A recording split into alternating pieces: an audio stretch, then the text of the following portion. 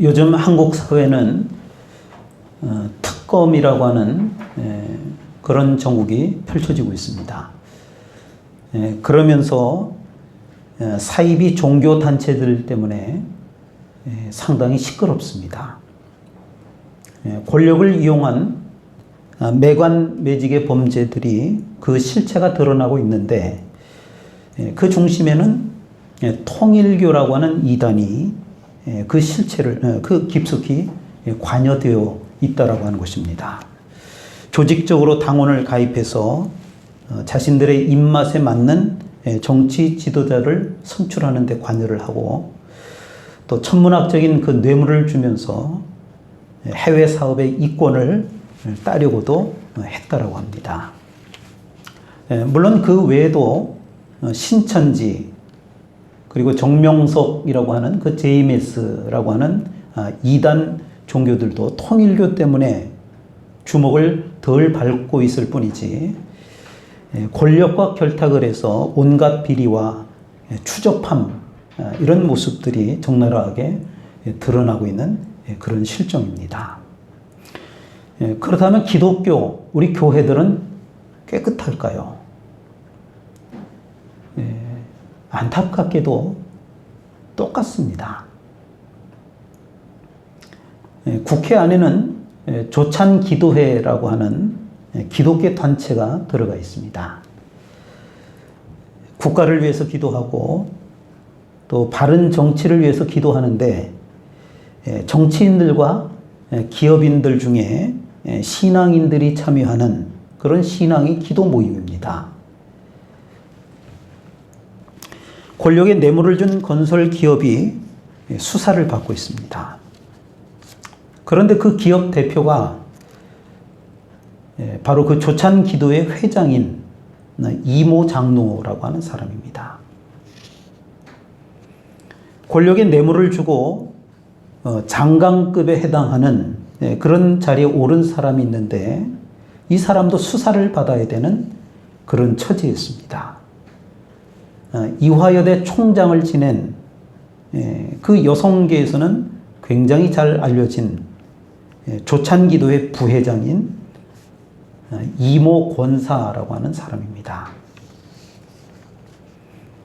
조찬기도회라고 하는 신앙의 이름으로 매관매직을 하는 그런 추접한 일은 앞으로 더 많이 드러날 것으로 이단뿐 아니라 지금 믿는 사람들 가운데도 많이 드러날 것으로 예측이 되고 있는 그런 상황입니다. 국가를 위해서 기도한다라고 하는 것, 미국에도 있습니다. 조찬기도회. 국회를 중심으로 해서 기도 모임이 있습니다. 아마 그것을 본떠서 우리나라에서도 국회에서 조찬기도회라고 하는 이 모임을 하고 있는 것인데 이 모임이 자랑스러워하고 또 자부심이 느껴져야 할 텐데 그런데 모든 기독교인들에게는 부끄러움이 되고 말았다라고 하는 것입니다. 지난 정부가 다 드러난 것이니까 우리가 적나라하게 얘기해 보면 해먹기로 작정을 하고 처음부터 권력을 시작했다라고 칩시다. 그러면 교회들은 어떻게 했어야 될까요? 그 과정 속에서 관여된 사람들은 어떻게 했어야 되는 걸까요? 일반 교회들은 어찌할 수 없다 치더라도 알질 못하니까 그러나 최소한 권력과 가까운 그 신앙의 단체들은 또 영향력을 끼칠 수 있는 대형 교회들은 그래도 그 와중에 올바른 목소리를 내야 하지 않았을까요? 잘못된 것에 대해서 제어하고 제동하는 그런 역할들이 좀 있어야 되지 않았을까요? 그런데 오히려 그 권력에 뇌물을 주는데 앞장을 서고 이권을 따거나 그리고 자리를 탐했다라고 하는 것입니다. 또 그 권력을 이용을 해서 청탁을 하기도 하고 또 구명 로비도 했다라고 하는 것입니다. 그렇다면 이 조찬기도회라는 엉터리 기도 모임이 과연 더 필요할까? 이런 초한 모습들이 나타나는데 그걸 이용해서 기도하는 것이 아니고 뭔가 더 힘을 얻기를 원하는 데 쓰임받는다라고 하면 이런 모임이 더 필요할까라고 하는 생각이 드는 겁니다. 도대체 하나님의 뜻이 어디에 있는 걸까요? 하나님께서는 왜 이러한 악순환을 묵인하고 계시는 걸까요? 여러분들은 이런 일들을 보면서 무엇을 느끼고 또 어떤 생각을 하고 계십니까? 신앙을 빙자하고 또 이념을 신앙화하면서 도덕성, 가치관 이런 것들이 여지없이 무너진 겁니다. 교회 정체성이 무뎌지고 무감각해진 것입니다. 사실 교회는 목사들이나 또는 중직자들의 문제만이 아닙니다. 드러난 것이 부패한 목사일 뿐이고 중직자라고 하는 직분을 가진 높은 사람들일 뿐이지 현대를 살아가는 모든 그리스도인들이 어쩌면 같은 문제를 안고 살아가고 있다고 볼 수 있는 것입니다.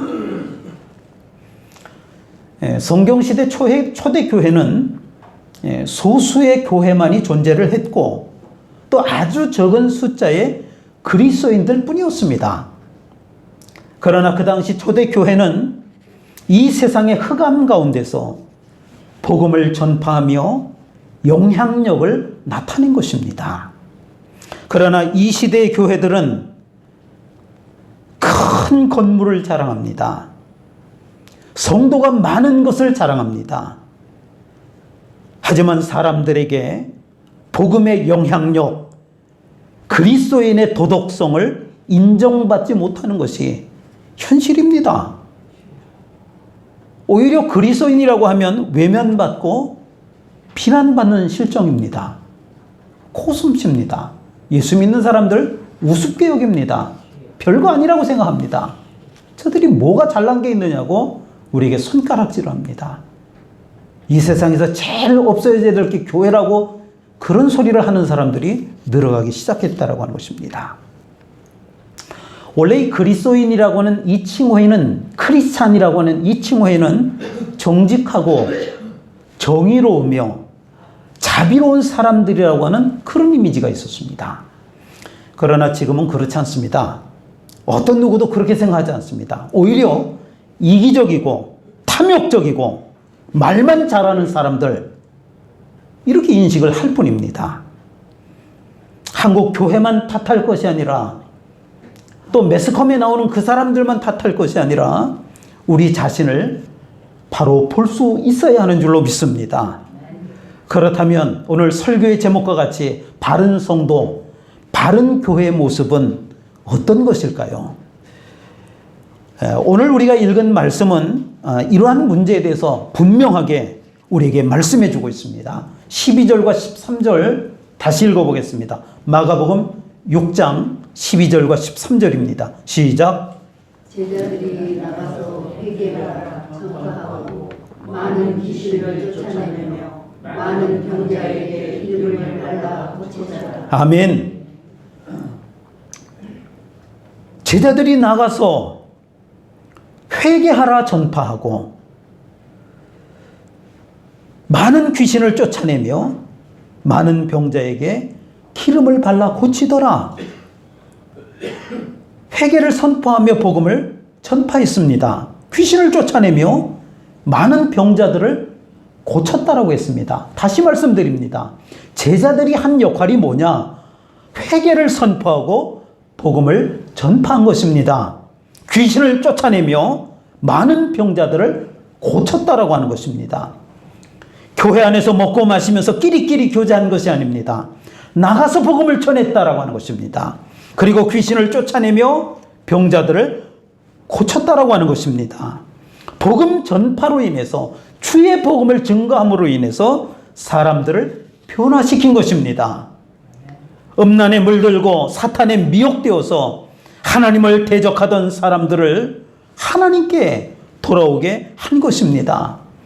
세상이 포기했던 사람들이 교회에서 전하는 복음을 듣고 온전하게 되었다라고 하는 것입니다. 이것이 바로 교회의 본질입니다. 성도가 집중해야 될 삶의 목표인 줄로 믿습니다. 이런 복음을 전파하면 사탄의 역사가 사라지고 하나님의 역사가 나타나게 될 줄로 믿습니다. 복음이 전파되면 병든 자가 치유되고 회개의 복음으로 삶이 변화될 줄로 믿습니다. 그러자 하나님의 영광이 나타났다라고 했습니다. 14절 말씀에 이에 예수의 이름이 드러난지라. 우리 교회 가운데 하나님의 역사가 회복되기를 간절히 소원합니다.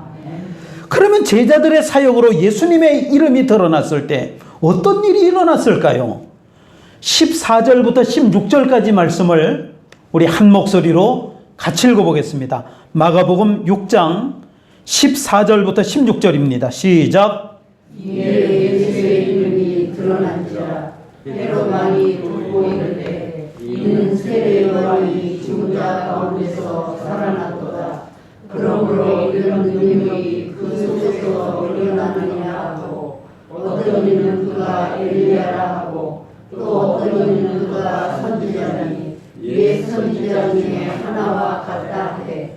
헤롯은 듣고 이르되 내가 목된 요한 그가 살아났다 하더라. 아멘. 오늘 본문에 헤롯이라고 하는 한 인물이 등장을 합니다. 이 사람의 특징을 한마디로 이야기하면 상당히 세속적인 사람이었습니다. 자신의 양심을 속이고 욕심 때문에 그 진리를 알면서도 거부했던 그런 사람이었습니다. 그래서 심한 죄책감을 느끼고 있는 사람이었습니다.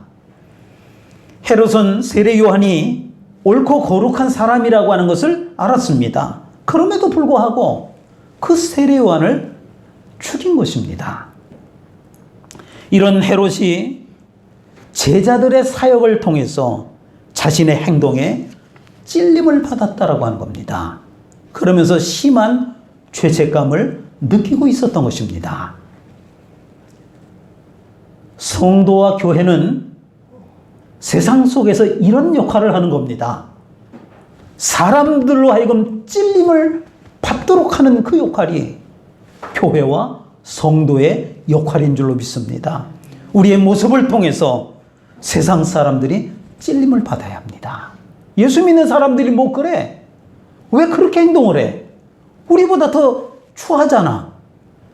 조롱거리가 아니라 우리의 행동을 보고 우리의 삶을 보고 찔림이 있어야 한다라고 하는 것입니다. 그런데 반대 역할을 하곤 합니다.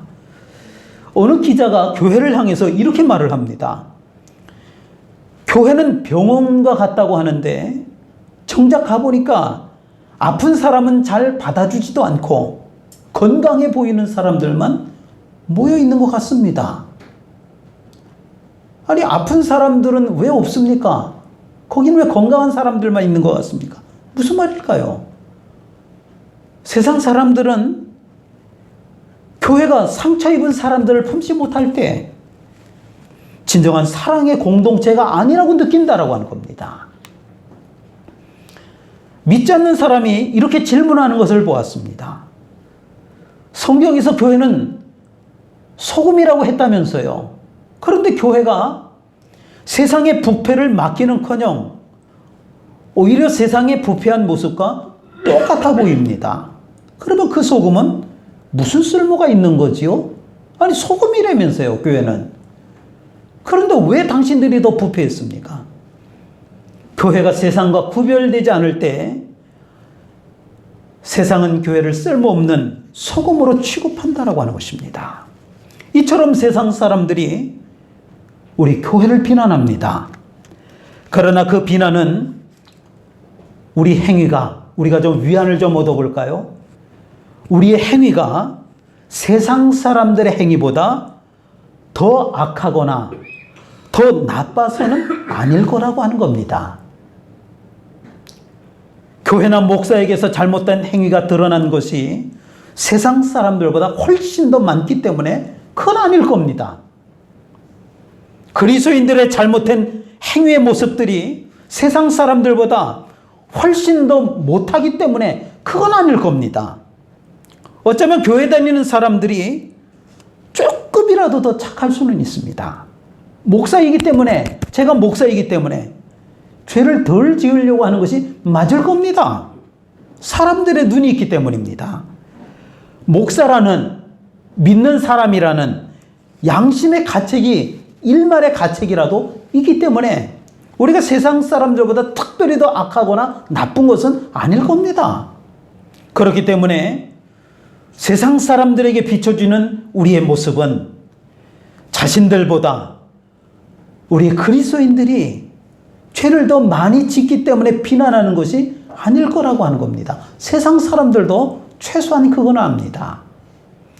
아무리 사람들의 죄악이 드러난다 할지라도 예수 믿는 사람들이 더 악하고 독한 것 그건 아닐 겁니다. 세상 사람들도 그 정도는 알 겁니다. 너희들은 그리스도인이잖아.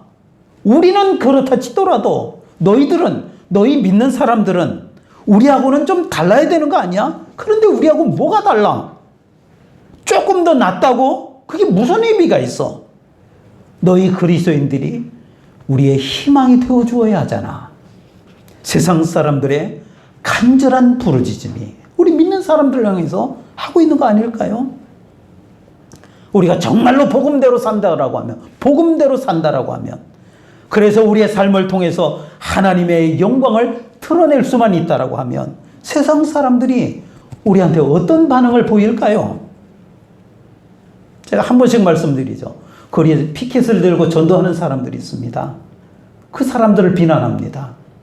여러분, 거리에서 피켓을 들고 또 메가폰을 들고 전도하는 사람들이 뭔가 대단히 잘못한 사람들일까요? 그렇지 않잖아요. 그 사람들을 비난합니다. 예전과 다르게 요즘은 그런 일을 할 수 없을 정도로 심한 어려움을 당하기도 합니다. 왜 그럴까요? 우리가 복음에 합당한 삶을 살지 못하기 때문에 그 거리의 전도자들이 손가락질을 당하는 겁니다. 우리를 대신해서 눈에 보이니까 그 사람들을 욕하는 겁니다. 복음에 합당한 삶을 살지 못하고 있기 때문에 보여지는 신앙의 행위가 눈에 보이는 그 사람들에게 욕을 하는 것입니다. 여러분, 우리가 복음에 합당한 삶을 살게 되면 보여지는 신앙 행위에 그 거리를 전도하고 예수 믿는 사람 티를 내는 것에 대해서 세상 사람들이 미소를 짓지 않을까요? 예전에는 그랬어요. 예전에는 거리에서 전도하는 사람이 있으면 믿지 않는 사람이라도 아유 더운데 수고하신다 그러면서 물도 갖다 주는 사람도 있고요. 그냥 나는 아유 교회는 안 다니지만 하여간 참 수고하시네요. 아유 참 이게 아마 좋은 일인가 보네요. 옛날에는 전도하는 거에 욕먹는 일이 아니었었어요. 그런데 지금은 손가락질을 합니다. 조롱을 합니다. 왜 그럴까요? 우리의 삶 때문에 그렇습니다. 헤롯은 제자들의 모습을 보고 자신의 삶을 돌아본 것입니다. 돌아보니 자신의 삶이 얼마나 정직하지 못했고 합당하지 못한 삶이었는지 찔림을 받고 죄책감을 느낀 것입니다. 그러면서 도전을 받는 것입니다. 잊고 살았던 죄의 문제들을 다시 생각하게 된 것입니다. 오늘 본문에는 헤롯이 얼마나 부도덕했는지를 볼 수가 있습니다. 17절의 말씀에 보니까 전에 헤롯이 자기가 동생 빌립의 아내 헤로디아에게 장가든 고로 이게 무슨 일입니까? 원래 헤롯 왕의 부인은 아랍 왕의 딸이었습니다. 그러니까 아랍 공주였습니다. 그런데 그 본부인과 이혼을 하고 나서 이게 무슨 일입니까? 자기 동생인 빌립의 아내인 헤로디아와 결혼했다는 거예요. 자기 동생의 아내와 제수씨 아닙니까? 그 이유가 뭐냐? 성적인 매력이 있다라고 해요. 섹시하니까. 저 여자 너무너무 이쁘니까.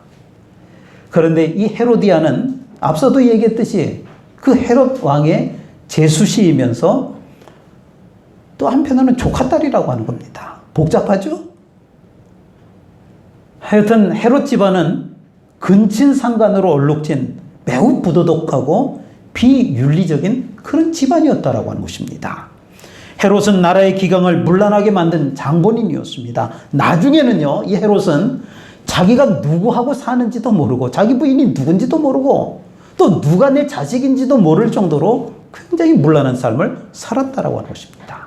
이런 헤롯이 세례 요한이라고 하는 의로운 사람을 통해서 찔림을 받고 죄책감을 느꼈다라고 하는 것입니다. 여러분, 우리를 통해서 불의한 사람이, 부도덕한 사람이 찔림을 받게 되기를 간절히 소망합니다. 그러나 마가복음 6장 20절 말씀에서는 크게 번민하면서도 그 다음이 뭐예요? 달갑게 들음이러라. 그러니까 번민하면서도 무슨 얘기예요? 돌이키지 않았다라고 하는 거야. 돌이키지 않았다. 회개하기보다는 그냥 그 번민 속에서 그냥 사는 거예요. 알지만 세례 요한을 통해서 자신이 얼마나 부도덕한 존재인지를 깨달았지만 이 헤롯은 그냥 그래도 그냥 그렇게 번민하면서 살았다는 거예요. 밤마다 잠을 이루지 못하고 고민하며 고통받으면서도 돌이키려고 하지 않았다라고 하는 것입니다. 해답도 압니다. 어떻게 살아야 하는지도 압니다. 할 수도 있었습니다. 마음만 먹으면 하나님도 도우실 겁니다. 더 이상 번민하지 않아도 됩니다. 그런데 결단하지 못합니다. 아니, 안 합니다.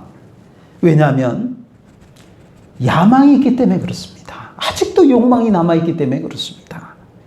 이 모습이 우리의 모습이 아닐까요? 믿지 않는 사람만 그런 게 아니고 믿는 우리도 그런 모습이 아닐까요? 방법도 알고 하나님의 뜻도 압니다. 그런데 결단하지 못합니다. 포기하지 못하는 야망, 세상에 대한 욕심이 있기 때문입니다. 내가 포기하지 못하는 것이 결국 나를 죽이는 것입니다. 이런 헤롯이 세례 요한을 죽이고 말았습니다. 그리고 여전히 그 자리에서 그런 생활을 즐기고 있습니다. 바로 그때 제자들은 회개를 선포하며 복음을 전파했습니다. 귀신을 쫓아내며 많은 병자들을 고쳤습니다. 많은 사람들이 변화되고 예수님의 이름이 드러났습니다. 그러나 헤롯 왕은 자신이 죽였던 그 세례 요한을 기억하면서 과거의 기억이 다시 떠올랐던 겁니다. 그러면서 양심의 가책으로 너무너무 괴로워하는 장면이 오늘 우리가 읽은 그 말씀의 내용인 것입니다. 이 시대는 참으로 음란한 시대입니다. 야망으로 가득 찬 시대입니다. 불의를 행하고 더러움을 행하는 시대입니다. 이것이 보편화되면서 죄의 의식도 느끼지 못하고 더러움을 행하는 그런 시대가 되어버리고 말았습니다. 적당히 즐기면서 살지 못하면 저 바보 같은 놈이라고 취급을 당합니다. 적당히 음란하고 불의로 욕심을 채우면서 그걸 자랑 삼아 말하는 그런 시대가 되어버리고 말았다라고 하는 것입니다. 그럴 때 우리 그리스도인들이 회개의 복음을 전해야 할 줄로 믿습니다. 그리고 복음에 합당하게 살면서 저들에게 찔림을 주어야 할 줄로 믿습니다. 그것이 그리스도인들의 사명이고 우리 교회가 해야 될 사명인 줄로 믿습니다. 또한 헤롯이라고 하는 사람은 허영으로 가득 찬 사람이었습니다. 잔치자리에서 헤로디아의 딸 살로메가 춤을 춥니다. 헤롯은 그 모습이 너무나도 황홀했습니다. 자신의 수양딸이죠. 그러니까 배다른 딸이죠. 그러니까 데려온 그 부인의 딸인 거죠. 자기 동생의 딸인 거죠. 그 살로메가 춤을 추는데 그 모습이 너무나 황홀한 겁니다. 그래서 그 헤롯이 살로메에게 소리쳤습니다. 23절의 말씀입니다. 또 맹세하기를 무엇이든지 내가 내게 구하면 내 나라의 절반까지도 주리라. 야, 너무 멋졌어. 네가 말이야 소원이 있어? 네가 원하면 이 나라의 절반까지도 너한테 줄게. 그렇게 얘기하는 거예요. 이 나라의 절반까지도 의붓 따르게 주겠다라고 하는 거예요. 그런데 여러분, 헤롯은 왕이기는 했지만 사실은 나라의 절반을 줄 수 있는 그런 위치는 아니었습니다. 정확하게 말하면 이 헤롯은 왕인데 분봉왕이라고 하는 거예요. 분봉왕. 당시 로마 제국은 이스라엘을 식민지로 다스리면서 땅을 4등분해서 4명의 분봉왕을 두었습니다.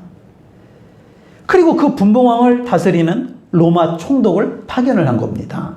그러니까 헤롯은 뭐냐? 로마의 식민지가 된 자기 나라 땅의 4등분 중에 하나를 다스리는, 갈릴리 지방이라고 하는 것을 다스리는 그 분봉 왕이었다라고 하는 겁니다. 그것도 자기 위에는 로마에서 파견된 총독이 있었다라고 하는 거예요. 그러니 헤롯에게는 자기가 왕이라고 하는 그 직책은 있지만 나라를 줄 만한 그런 권한은 전혀 없는 사람이었습니다. 그러나 술 취해서 기분이 좋아지니까 갑자기 나라의 절반이라도 주겠다라고 한 겁니다. 허용입니다. 한번 따라해 봅시다. 한번 따라해 보세요. 술 취하면 헛소리한다. 맞잖아요. 술 취하면 사람이 헛소리하는 거예요. 허용이에요. 자기를 나타낼 만한 것이 아무것도 없으면서 자기를 나타내려고 하는 게 그게 허용이라고 하는 거예요. 이 허용이 세례 요한을 죽게 만든 것입니다. 헤롯은 사람만 의식하고 하나님 두려운 줄 몰랐던 사람이었습니다. 26절 말씀을 우리 한번 읽어보겠습니다. 마가복음 6장 22절입니다. 시작. 자기가 맹세한 것과 그 앉은 자들로 인하여 그를 거절할 수 없는지라. 아멘. 살로메는 의붓 아버지 헤롯에게 세례 요한의 목을 달라고 요구했습니다. 엄마에게 물어보니까 세례 요한의 목을 달라고 해라. 그렇게 요구한 것입니다. 헤롯은 세례 요한이 옳다는 것을 알았습니다. 그러나 사람의 눈치만 본 겁니다. 그래서 거절할 수가 없어서 세례 요한의 목을 베어서 죽이고 말았습니다. 하나님을 의식해야 합니다. 말로만 믿는다고 하지 말고 세상을 부끄럽게 하는 삶을 살아야 합니다. 헤롯은 세례 요한을 두려워했습니다. 제자들이 복음을 전하자 세례 요한이 다시 생각이 난 것입니다. 사실 세례 요한은 왕도 귀족도 부자도 아닙니다. 가난하고 돈도 없고 힘도 없는 사람이었습니다. 반면에 헤롯은 어쨌든 왕이었습니다. 권력이 있습니다. 군대도 가지고 있었습니다. 세례 요한이 헤롯을 두려워하는 것이 정상입니다. 그런데 반대입니다. 가장 힘이 있어 보이는 자가 가장 약해 보이는 자를 두려워하고 있습니다. 심지어 죽었는데도 말입니다. 제자들을 두려워하고 있습니다. 왜요? 복음을 외쳤고 복음대로 살았기 때문입니다. 여러분, 세상 사람들로 하여금 우리를 두려워하게 해야 합니다. 방법이 뭘까요? 복음을 외쳐야 합니다. 복음대로 살아야 합니다. 이 세상이 정말 두려워하는 사람은 복음에 대해서 열정 있는 사람입니다. 신앙의 확신이 분명한 사람입니다. 세상은 이런 사람을 두려워한다라고 하는 것입니다. 거룩한 사람, 죄와 타협하지 않는 사람, 이런 사람이 무서운 사람입니다. 성도 여러분, 주변 사람들이 우리가 그리스도인이라고 하는 것을 알면서도 왜 우리 말에 귀를 기울이지 않는 걸까요? 하나님의 사람이라고 하는 표시가 없기 때문이 아닙니까? 거룩하지 않기 때문이 아닙니까? 세상 사람들과 차이가 없기 때문이 아닙니까? 세상에 영향력을 끼치길 원하십니까? 거룩하십시오. 하나님께 붙들린 사람이 되십시오. 복음을 전하십시오.